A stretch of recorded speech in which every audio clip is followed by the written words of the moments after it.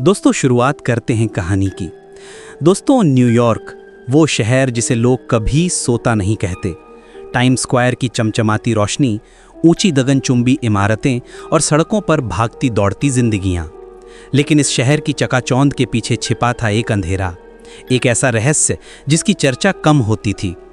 शहर से करीब 30 मील दूर हडसन नदी के किनारे घने जंगलों के बीच खड़ा था एक पुराना वीरान होटल, ग्रैंड हिल होटल। लोग कहते थे ये होटल कभी अमीरों और मशहूर हस्तियों का अड्डा हुआ करता था।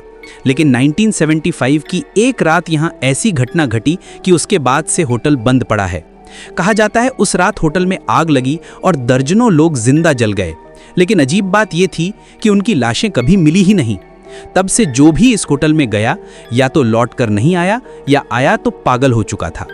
दोस्तों 2023 की गर्मियों में न्यूयॉर्क यूनिवर्सिटी में पढ़ रहे 4 भारतीय दोस्त, आदित्य दिल्ली से इंजीनियरिंग का छात्र, नेहा लखनऊ से मनोविज्ञान की स्टूडेंट, विक्रम मुंबई से फिल्म मेकिंग का शौकीन और रिया कोलकाता से आर्ट्स की स्टूडेंट। ये चारों दोस्त एडवेंचर और रोमांच के शौकीन थे। विक्रम अक्सर अपने YouTube चैनल के लिए हॉरर व्लॉग बनाता था। एक दिन लाइब्रेरी में रिसर्च करते समय नेहा को एक पुरानी आर्काइव बुक मिली जिसमें ग्रैंड हिल होटल का जिक्र था। उसने उत्सुकता से कहा, दोस्तों ये होटल भूतिया माना जाता है, सोचो अगर हम वहां जाकर शूट करें तो विक्रम का चैनल रातों रात फेमस हो सकता है। रिया ने कांपते हुए कहा, लेकिन लोग कहते हैं वहां से कोई जिंदा नहीं लौटता। विक्रम हंसते हुए बोला, अरे यार वो सब अंधविश्वास है। अमेरिका में भी लोग भूत प्रेत वाली बातें करते हैं, मजाक ही लगता है। चलो ना, ये एकदम परफेक्ट कंटेंट है। आदित्य ने भी हामी भर दी और फिर तय हुआ कि अगले ही वीकेंड पर ये चारों दोस्त होटल ग्रैंड हिल जाएंगे। दोस्तों शनिवार की शाम चारों दोस्त कैमरे और टॉर्च लेकर हडसन नदी के किनारे बने उस सुनसान होटल की ओर रवाना हुए। जंगल के बीच से गुजरती टूटी फूटी सड़क, जगह जगह से झाड़ियां और ऊपर से अंधेरा। जब वे होटल के गेट पर पहुंचे तो लोहे का बड़ा दरवाजा जंग लगा हुआ था। दरवाजे पर जाले लटक रहे थे और हवा के साथ उसकी चर्राहट अजीब सी गूंज पैदा कर रही थी। रिया डरते हुए बोली, मुझे नहीं लगता हमें अंदर जाना चाहिए। लेकिन विक्रम ने कैमरा ऑन किया और कहा, welcome to the haunted grand hill hotel. दोस्तों चारों ने जैसे ही दरवाजा खोला एक ठंडी हवा का झोंका आया। अंदर अंधेरा था, पर टॉर्च की रोशनी में टूटी फूटी कुर्सियां, फर्श पर बिखरी शराब की बोतलें और जले हुए कालीन नजर आ रहे थे। अंदर जाते ही नेहा ने महसूस किया कि कोई उनकी हर हरकत देख रहा है। कभी ऊपर की मंजिल से पायल जैसी आवाज आती, कभी किसी औरत की धीमी फुसफुसाहट। आदित्य ने टॉर्च ऊपर की ओर घुमाई तो सीढ़ियों पर एक परछाई भागती दिखी। किसी को दिखा? उसने घबराते हुए पूछा। लेकिन कैमरे में कुछ भी रिकॉर्ड नहीं हुआ। रिया के हाथ ठंडे पड़ चुके थे। उसने कहा, मुझे सच में लग रहा है कि यहाँ कुछ है। तभी अचानक पीछे से दरवाजा खुद ब खुद बंद हो गया और जोरदार आवाज हुई। चारों चीख पड़े। दोस्तों नेहा जो मनोविज्ञान पढ़ रही थी, होटल के इतिहास के बारे में पहले ही काफी पढ़ चुकी थी। उसने कहा, दोस्तों 1975 की रात यहाँ एक शादी हो रही थी। कहते हैं होटल के मालिक की पत्नी ही चुड़ैल थी। उसने किसी काले अनुष्ठान के लिए मेहमानों की बलि दी थी। आग खुद ब खुद लगी थी और उसके बाद यहाँ जो आत्माएं बसी वे आज तक शांति नहीं पा सकी। विक्रम ने कैमरे में यह सब रिकॉर्ड करते हुए हंसकर कहा, क्या कहानी है, मेरे चैनल पर यह जरूर वायरल होगा।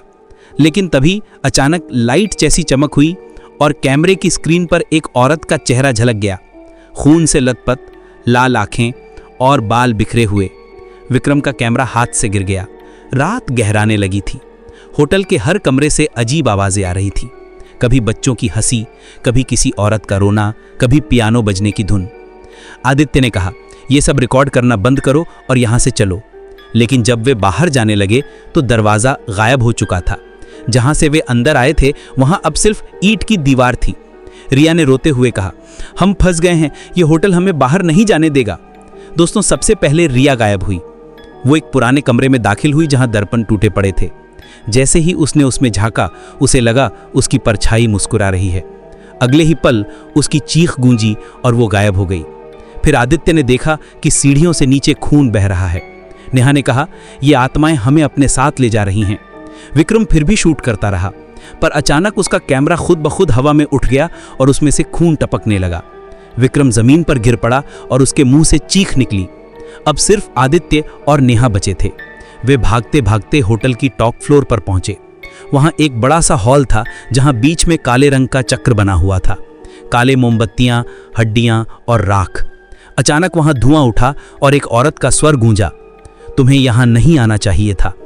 धुएं से एक काली आकृति निकली, वही औरत होटल मालिक की पत्नी चुड़ैल। उसकी आंखें अंगारों जैसी, बाल सांपों की तरह लहराते हुए। नेहा कांपती आवाज में बोली, तुम इंसान हो या राक्षसी? चुड़ैल हंसते हुए बोली, मैं वो हूं जिसे इस दुनिया ने धोखा दिया। अब हर आत्मा मेरी है, तुम भी।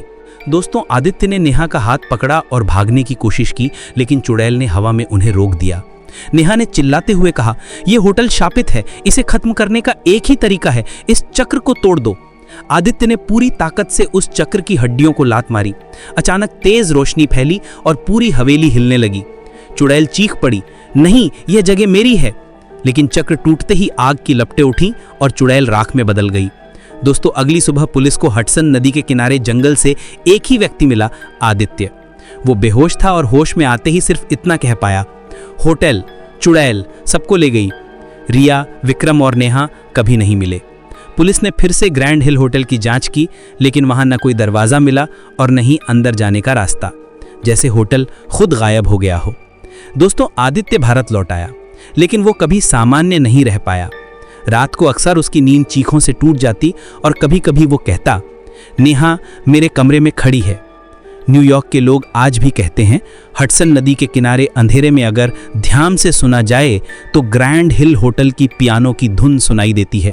और कोई तो ये भी कहता है कि वहां अब भी 3 परछाइयां घूमती हैं, रिया, विक्रम और नेहा।